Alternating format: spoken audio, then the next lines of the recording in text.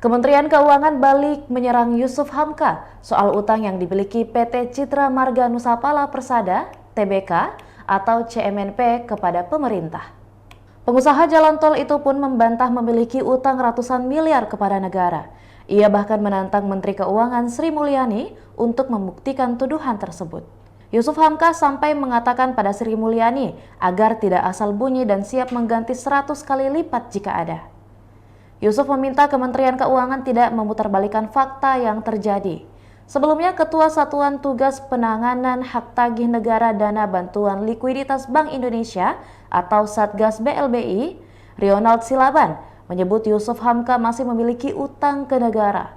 Rio menjelaskan 3 perusahaan di bawah Citra Marga Nusapala Persada atau CMNP masih memiliki tagihan terhadap negara, nominalnya mencapai ratusan miliar.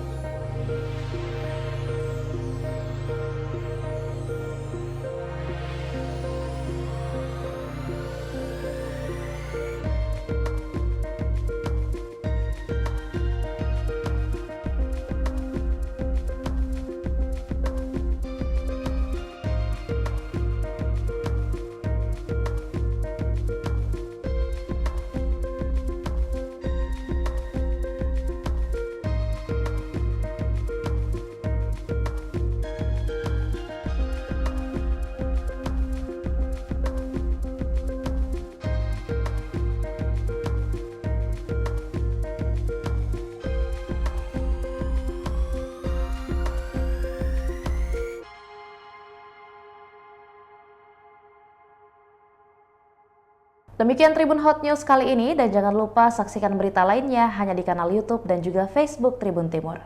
Terima kasih sudah nonton, jangan lupa like, subscribe, dan share ya!